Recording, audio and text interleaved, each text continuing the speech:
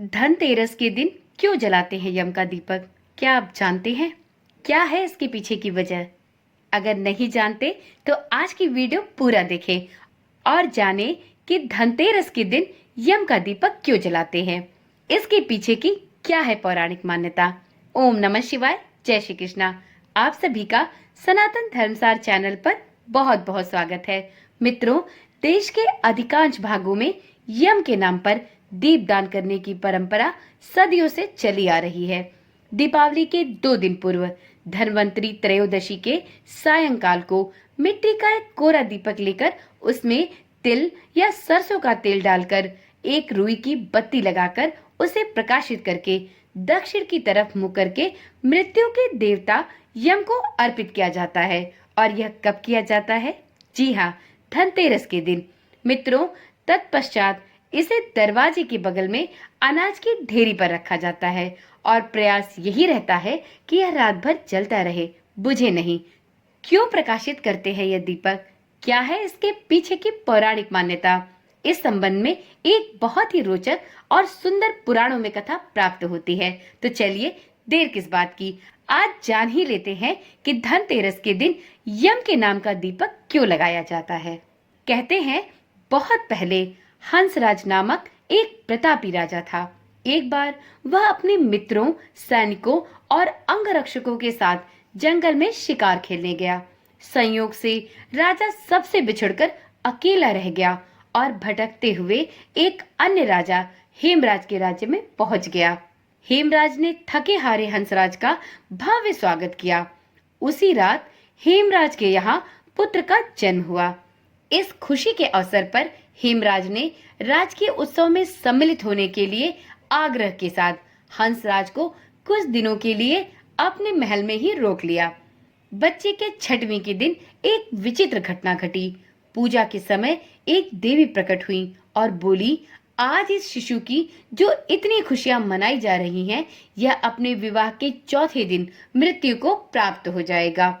इस भविष्यवाणी ने सारे राज्य में शोक का माहौल बना दिया। हेमराज और उसके परिजनों पर तो मानो वज्रपात ही हो गया। सब के सब स्तब्ध रह गए।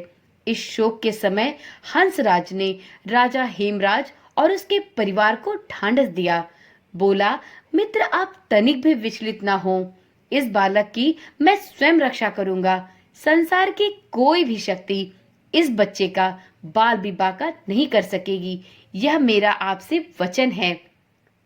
हंसराज ने यमुना के किनारे एक भूमिगत किला बनवाया और उसी के अंदर राजकुमार के पालन पोषण की उचित व्यवस्था कराई।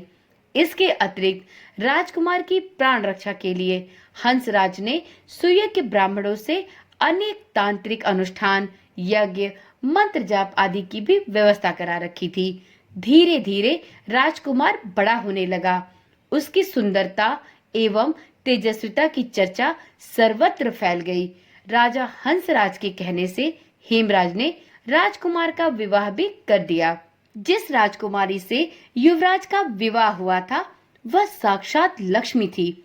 ऐसी सुंदर वर वधू की जोड़ी जीवन में किसी ने भी न कभी देखी थी और न ही कभी सुनी थी। मित्रों, यहाँ तक की कथा सुनने के बाद अब आपके अंदर उत्सुकता का पारावार होगा कि आगे क्या हुआ।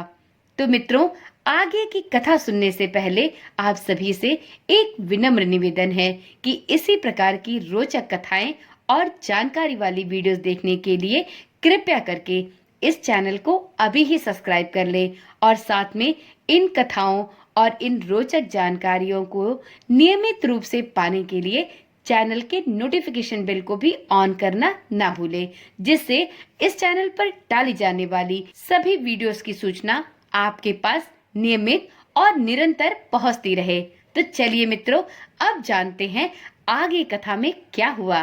विधि का विधान देखिए। विवाह के ठीक चौथे दिन यम के दूत राजकुमार के प्राण हरने के लिए आ पहुंचे। अभी राज्य में मांगलिक समारोह चल ही रहा था। संपूर्ण राज परिवार और प्रजाजन विवाह उत्सव मनाने में मग्न था। राजकुमार और राजकुमारी की छवि देखकर यमदूत भी विचलित हो उठे, किंतु राजकुमार के प्राण हरण का अप्रिय कार्य तो उन्हें करना ही पड़ा। यमदूत जिस समय राजकुमार के प्राण लेकर चले, उस समय ऐसा हाहाकार मचा और दारुण दृश्य उपस्थित हुआ, जिससे द्रवित होकर दूत भी स्वयं रोने लगे। इस घटना के कुछ समय पश्चात एक दिन यमराज ने प्रसन्न मुद्रा में अपने दूतों से पूछा, हे दूतों, तुम सब अनंत काल से पृथ्वी के जीवों का प्राण हरण करते आ रहे हो। क्या तुम्हें कभी किसी जीव पर दया आई है और मन में यह विचार उठा है कि इसे छोड़ देना चाहिए? यम के दूत एक दूसरे का मुंह देखने लगे। यमराज ने उनके संकोच को भागकर उन्हें उत्साहित किया। अरे झिझको मत, यदि ऐसा प्रसंग आया हो तो निर्भय होकर बताओ। इस पर एक दूत ने सिर झुकाकर निवेदन किया, हे मृत्युदेव, ऐसा प्रसंग तो कम ही आया है, किंतु एक घटना अवश्य हुई है जिसकी स्मृति मुझे आज भी विहल कर देती है। यह कहते हुए दूत ने हेमराज के पुत्र के प्राण हरण की घटना विस्तार पूर्वक सुनाई। इस दुखद प्रसंग से यमराज भी विचलित हो उठे। इसे लक्ष्य करके दूत बोला, नाथ, क्या कोई ऐसा उपाय नहीं है जिससे इस प्रकार की अकाल मृत्यु से प्राणियों को छुटकारा मिल जाए? इस पर यमराज ने कहा, जीवन और मृत्यु सृष्टि का अटल नियम है और इसे कभी भी बदला नहीं जा सकता, किंतु धनतेरस के दिन पूरे दिन का व्रत और यमुना में स्नान कर, धनवंतरी और यम का पूजन दर्शन कर अकाल मृत्यु से बचा जा सकता है। यदि यह संभव ना हो तो भी संध्या के समय घर के प्रवेश द्वार पर यम के नाम का एक दीपक प्रज्वलित करना चाहिए। इससे असामयिक मृत्यु और रोग से मुक्त होकर जीवन को प्राप्त किया जा सकता है। मित्रों, इसके पश्चात तब से लेकर आज तक धनतेरस अर्थात धन त्रयोदशी के दिन भगवान धनवंतरी और यमदेव की पूजा अर्चना करने के बाद प्रत्येक मनुष्य अपने घर के प्रवेश द्वार पर यम के नाम का एक दीपक अवश्य प्रज्वलित करता है और यम देवता से यह प्रार्थना करता है कि हे यमदेव, आपके नाम का यह दीपक मैंने प्रज्वलित किया है। आप इस दीपक और मेरे भक्ति भाव से की गई पूजा अर्चना को स्वीकार करें और मुझे और मेरे संपूर्ण परिवार को यम की यातना और अकाल मृत्यु के भय से मुक्त रखें। मैं और मेरे परिवार के सभी सदस्य अपने जीवन को जीकर एक स्वाभाविक मृत्यु को प्राप्त करें और मेरे तथा मेरे संपूर्ण परिवार के किसी भी सदस्य के लिए नरक के द्वार सदैव बंद रहे।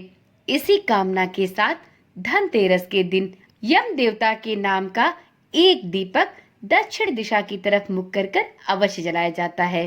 तो मित्रों, आशा करती हूँ इस वीडियो में सुनाई गई यम दीपदान की कथा आपको अवश्य ही रुचिकर लगी होगी। यदि आपने इस कथा को पहले से भी सुना है तो आप कमेंट में अवश्य बताइएगा। और मित्रों, आप सभी से एक निवेदन और भी है कि इस कथा को अपने परिवार के सभी छोटे सदस्यों को अवश्य सुनाएं, जिससे उन्हें भी अपने सनातन धर्म से संबंधित सभी पर्वों और पर्वों से संबंधित रोचक जानकारियां और पौराणिक कथाओं का ज्ञान हो, जिससे वह उसे अगली पीढ़ी तक हस्तांतरित कर सके। तो चलिए मित्रों, आज की वीडियो यहीं पर समाप्त करते हैं। फिर मिलते हैं एक नई वीडियो, एक नई जानकारी के साथ। तब तक के लिए ओम नमः शिवाय, जय श्री कृष्णा, राधे राधे।